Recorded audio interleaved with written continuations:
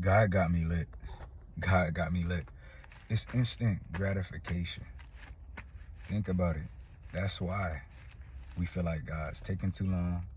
That's why we feel like things aren't going fast enough.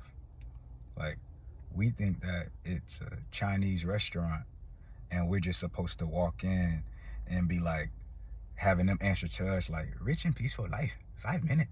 Like, no, this is not a Chinese restaurant. That's not how this goes.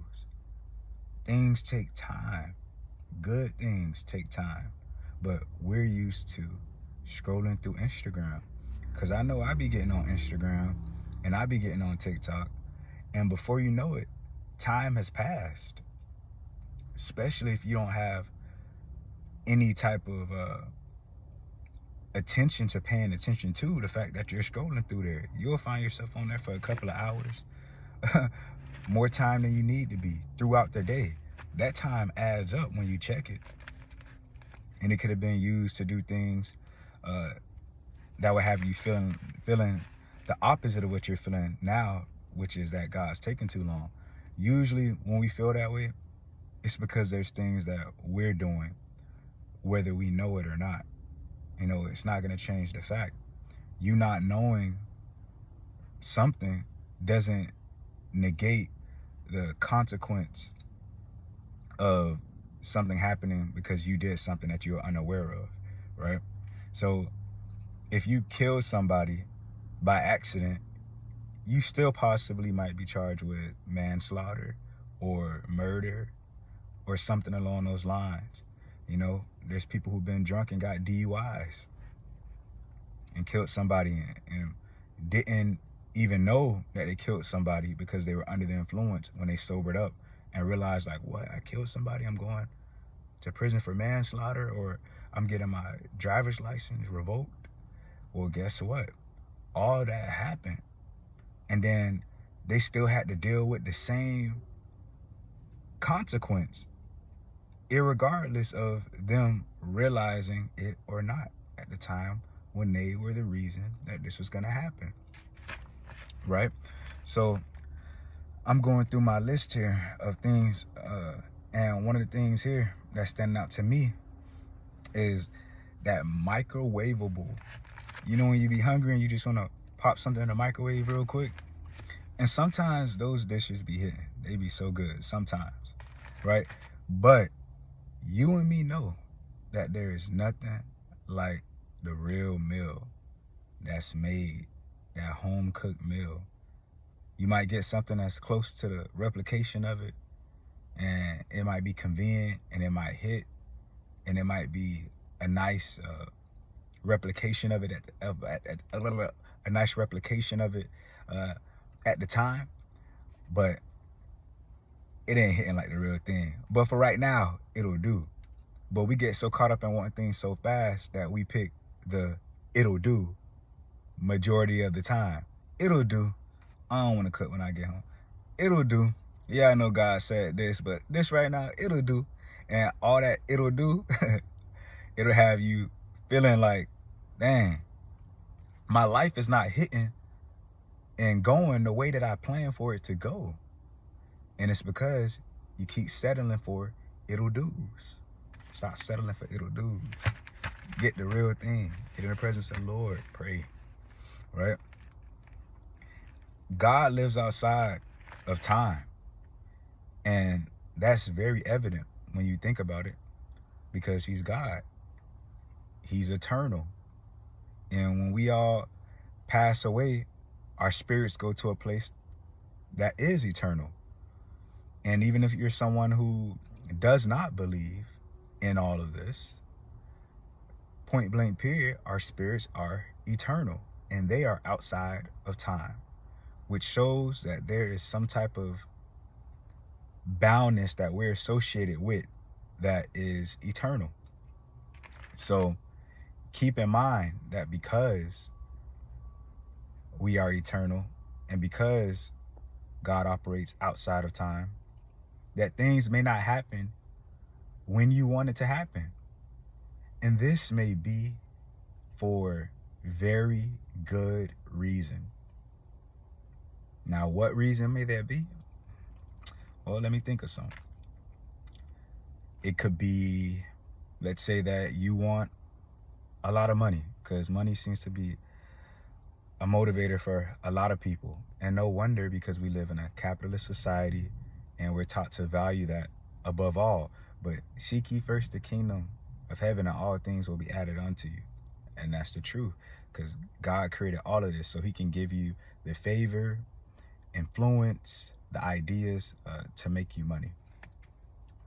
But either way, when you're rushing and you're just focused on the money in those aspects, you're going to end up deviating and taking paths that you weren't meant to take, and that come with different roadblocks and hiccups than the path that God had for you.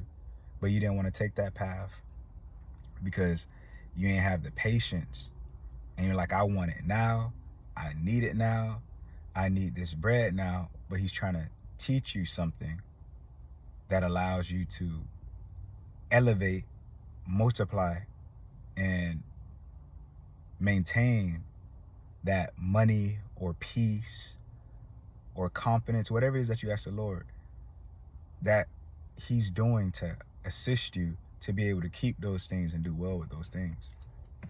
That's the whole point of why things may not be going fast. For somebody else, it may go faster for it. They may ask for something and they may get it faster than you because they may have the experience and went through all the things that you didn't go through yet, that he deemed worthy of being able to, okay, they can get that now. They're ready for that. But you may not be ready.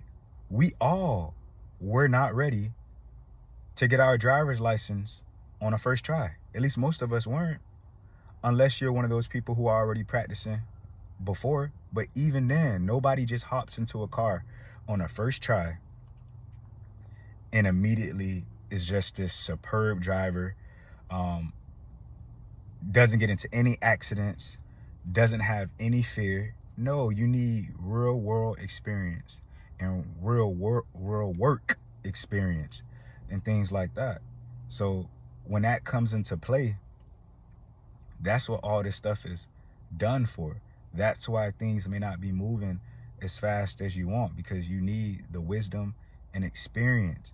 And if you just jump into this car, hop on a highway with cars that are going over 120, 115 with all the experienced drivers, and you're moving scary and you're not going fast enough when you're merging, you're going to end up getting into an accident because of your lack of experience. And plus, other drivers are not going to be patient with you, because these other drivers or these other bosses or these other investors, you know, or these other wolves, they're going to go ahead and not take into the account that you may be a newbie. They're not going to know, because you're in the same playing field with them. So they see you as even. So they're going to cut you off on the highway. So they going to brake check you and do all these things the whole time. You're not ready. So when they do these maneuvers, you're like, oh, whoa, what's going on? And you might wreck out and crash out. But they weren't being malicious. They just assumed you knew all this stuff and you had the experience because you wanted to play with the big dogs and get jumped to the front of the line with no experience. But see, God is merciful. So he like, nah, I'm going to teach you a little bit before I just throw you in there. Because if I throw you in there, them piranhas, they going to tear you up. Them sharks they going to devour you. You know? So, yeah, that's love. That's why it's taking some time. Right? When you grow your patience, it helps you make better decisions. Think about when you had a job that you didn't like, and leave something in the comments if you experience good things happening because of your patience or bad things happening because of your patience. But we have all had jobs that we hate, that we didn't like. Hate is a strong word. So with that being said, we had jobs that we wanted to quit. And some of us have impulsively quit jobs before. Hey, I have. I ain't gonna lie. Up out of here. Didn't have no plan. That wasn't the best decision. Now your stomach growling. Now you got bills to pay. And it's not working out. And it was because of a lack of patience. When really, if you were to exercise the patience, which is what God is teaching you every time he's making you wait for something that you want now, that you think you're ready for, but you're not. When you go ahead and you exercise that patience, over time, you start being able to put up with people, places, and things much more, and you're able to strategize better and not make impulsive decisions. So that would translate to looking like, okay, I don't like this job. Let me start applying to other jobs. Let me get my resume in order. Let me get recommendations from other jobs and people that I trust. Let me get all my cover letters and all that stuff on point. And let me start sending that stuff out. And now you got something lined up. You don't went to the interview on your day off, and everything's just lining up perfectly. And now you make that chess move. Bam! Yeah. And now you up out of there. And now it wasn't an impulsive decision. It was not an impulsive decision. It was now a patient, well thought out decision. And that's why God drags out time and drags out lessons to teach you. But sometimes you can make these lessons longer than what they need to be by still going against what he's trying to do, which is teach you patience and grow you in wisdom. Right? Also, patience can help you achieve long-term goals, right? If you're, living in a fast life and everything like that, you don't have any end goal, which is usually what ends to your demise. Or anytime you're chasing something and you only focused on the short term, you're losing sight of the long-term things that build quality, that build integrity, that make things strong. But if you don't have that, because you're sitting there just rushing, it's all gonna fall apart and your end will be near. And whatever it is that you're doing, when you're only focused on a short term, it'll be lacking something. That's the best way to put it. There'll be something lacking when you're rushing. It doesn't matter if you're building a product. If you're building a product and you're only focused on a short term, that means you're not focused on customer retention. That means you're not focused on making sure that the product is the best product for the customers. You're just worried about, okay, I'm going to make money. Not realizing that after you make this money and that product is not quality because you were only focused on the short term, which was getting this money, now those people don't want to shop with you no more. Yeah. But you want them people to shop with you because you want your money to keep going. You don't want to just whack somebody or rip off somebody or make them feel that way, because they're not going to shop with you anymore. So what do? You take the time, you focus on the short term, because you should do that. But then you also focus on the long term. Okay, how are we going to make a better product? Okay, how are we going to retain customers?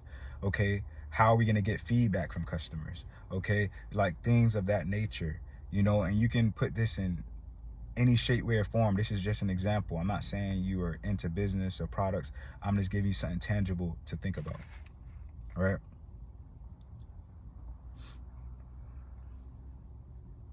And another thing is that when you lack patience, you end up making more risky choices. That's for sure. Because when you want something now,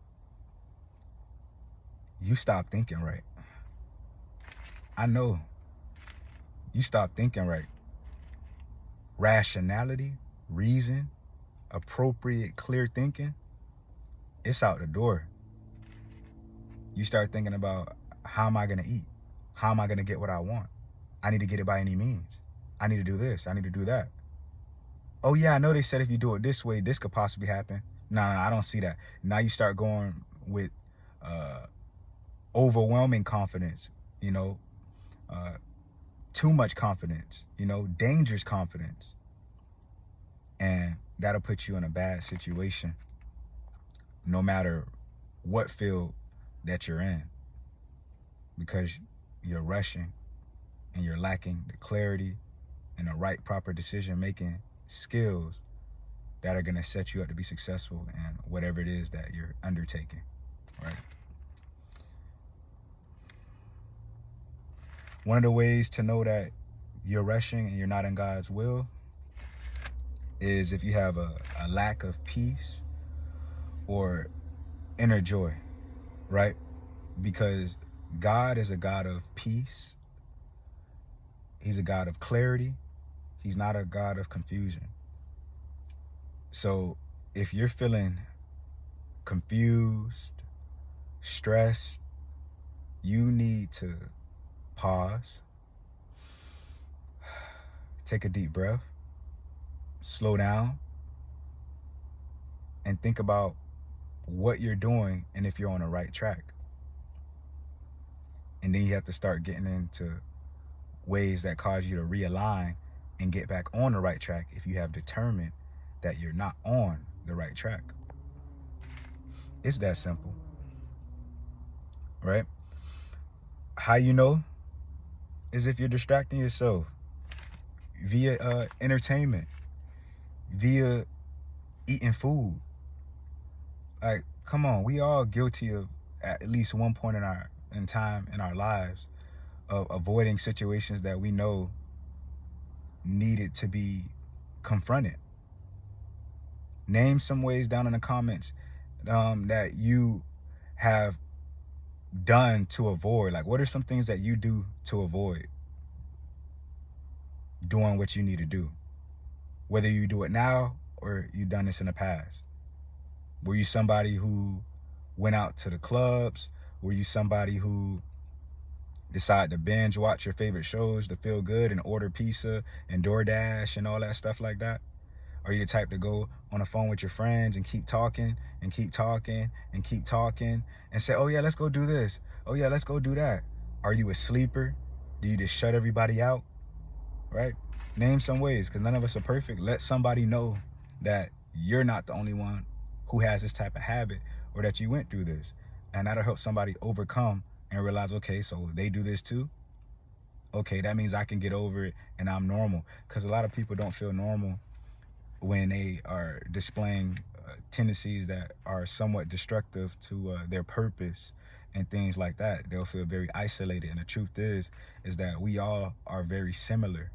Though we are different, we are all very similar, and we can relate to each other in those aspects. Trust me, we all are very similar, more similar than you think. We come from the same God, and we breathe the same air, and we're all related, brothers and sisters, irregardless of stupid things like race and looks and all this other stuff like that. We all the same, and we definitely all bleed, for sure.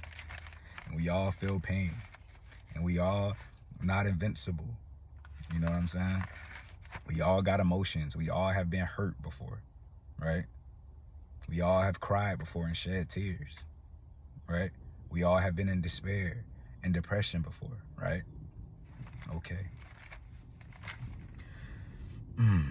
So what you want to do when you're feeling distracted and you're feeling like you're seeking that entertainment and doing these things that are taking you away from your path is you want to pray. You want to ask God to give you peace. You want to worship. You want to talk with God, because these things will literally give you peace. God will literally give you peace. And when you praise and you worship and you put yourself in a state of worship, which is expressing gratitude to God, anytime you're expressing gratitude, that's opening your cup, your vessel, to be poured into with peace and clarity, right? So you want to do that anytime you're feeling clouded and stressed out. You can also work out as well. You can do things that help you to feel less stressful. But ultimately, if those things don't work, then go to the thing that never fails, which is God. Pray, worship, and talk to God. Trust me, you ain't gonna feel like worshiping or talking to God while you're stressed out. I understand that. But just go to your favorite worship song and pray, and I promise you that once you start, it's gonna be a snowball effect, and you're most likely gonna finish, and you're gonna feel better, and you're gonna have clarity about your situation, because you resisted the devil. You resisted those negative emotions. You resisted those things that were clouding you by engaging in something positive.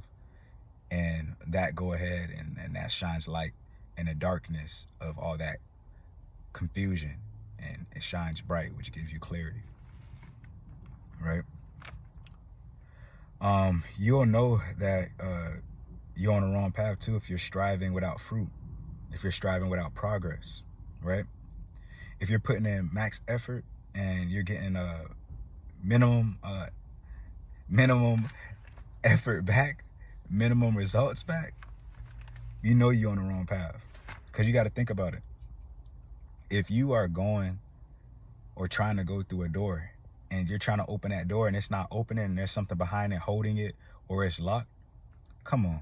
You're not just going to stand there and keep trying to get in that door and open that door after you don't try it for, I don't know, 2-3 tries or even a minute. And if you keep trying, what's going to happen if you keep yanking on this door, shaking it, mad, open, open, open, open? And you know, then you go to the car, you put on some gloves, then you do 10 push-ups, right? Then you recruit your friends to come and help you pull on that same door that's locked.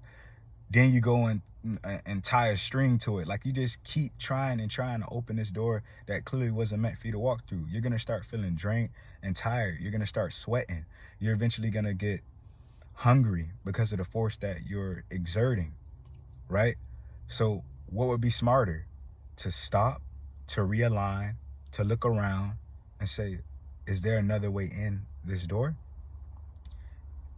Am I supposed to go through this door? Is this place open? What are the hours of operation? You know, you're going to start thinking, right? 9 times out of 10, when you're trying to get into a door or doing something that's outside of God's will, you're not thinking. You're just trying to think about, I need to get in. I need to get in. I need to get in. I need to open it. I need to open it. I need to open it. And your reasoning is not there. And so it clouds your judgment, and you keep doing it, keep doing it, keep doing it in different various ways, but you're doing the same thing, which is not working. Okay? So stop it. You know what I'm saying? I've been there before. We all been there before. But save yourself the trouble and get that clarity from the Lord.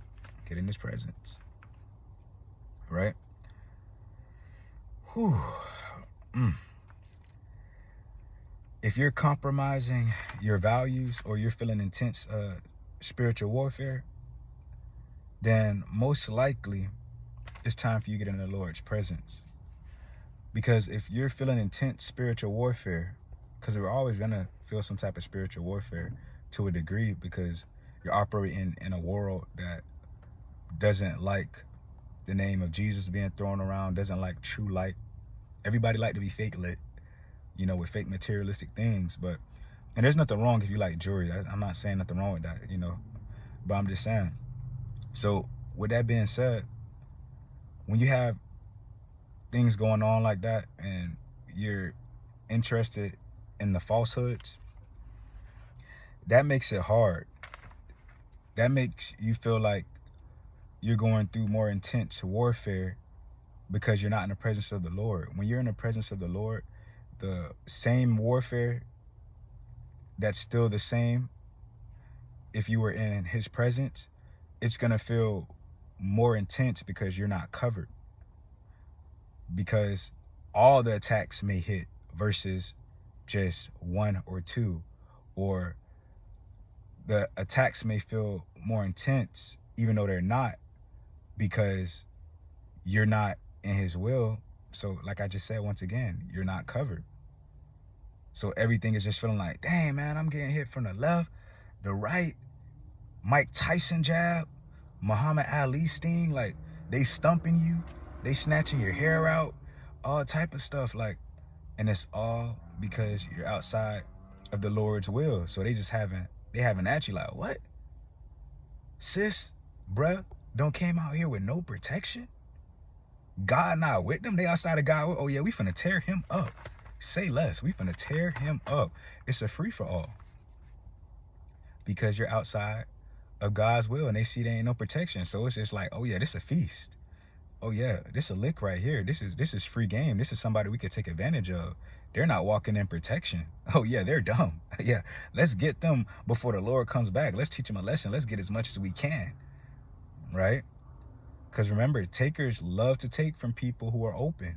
Right? And when you're not walking with the Lord, when you're not in his presence, then you are open to manipulators, to users, to y'all favorite word, narcissists, right? So don't make it easier for them. Make them have to work to take just a little speck from you. Don't leave it open for them to be collecting huge amounts of your energy and your time and your heart. You know, you want to protect that. Right? One thing that you always have to remember is God's will is always good for you. He has plans to prosper you. He always wants to see you prosper. He always wants to give you peace. He always wants you to be filled with things that give you a sense of like passion, that you feel joy. Your purpose that God gave you is going to make you feel full of passion, full of joy, full of peace, full of clarity. It's going to ignite your soul and your spirit and set you on fire and set you ablaze. That's just what it's going to do, because that's what he wants for you. That's what was designed. That's what your soul seeks. If you're going against things that are not what your soul seeks, which is what God put in, then you can have everything, but you'll feel empty. You'll feel empty. So if you scam, rob, steal, or do whatever, or you take other means outside of God's will to get there, you might be happy for a little bit initially, but something will feel off. Like, dang, like, I don't feel happy. I don't feel content. And it's because you're outside of your soul's purpose. And your soul knows that. So now you got everything that you wanted, but you feel like, something's not right.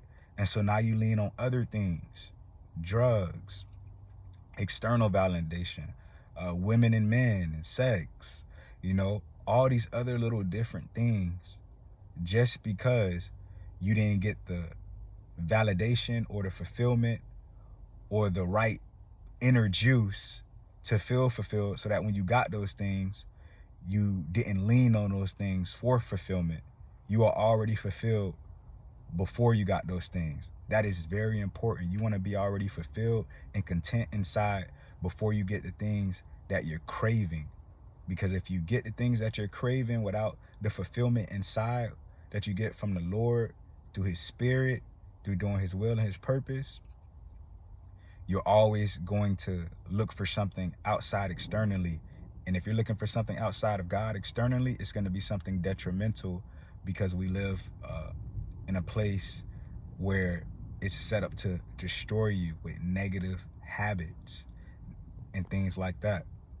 So you want to make sure that you're on the right track. You don't want to be turning to food and overeating and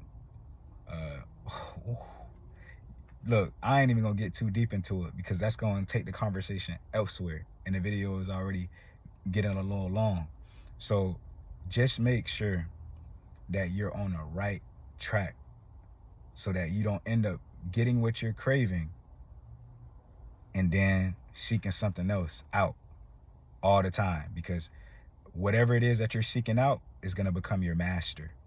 Whether it's drinking, whether it's smoking, that's going to be your master, because it's going to serve to keep you fulfilled.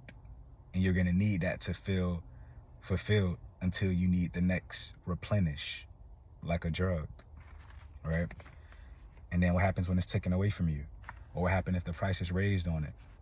Or what happens if they're serving poison with it? Ooh, you see what I'm saying? What happens if it's laced? Ooh, you see what I'm saying? Right? So just remember this, and never believe anybody who makes you think that God won't forgive you. You can always come to God in repentance, which means to not just say, Lord, forgive me. That's not repentance. To repent means to turn away from what you were doing before. It means to stop, to go in the other direction and stop doing what you were doing. So you want to go ahead and realign with God, which you can always do. You can always realign. Anytime you feel stressed, anytime you feel a roadblock, you can always realign. All you have to do is pray, repent, seek guidance, and continuously deepen your relationship with the Lord and get in his presence through prayer, worship, and fasting. And fasting is very important, because when you fast, you go against the flesh, and it teaches you to exercise your spiritual willpower over your flesh. So you exercise dominion over your flesh, and you show God that you're capable of denying your flesh to please him. and not only please him, but also your spirit, because your spirit comes from him. Okay?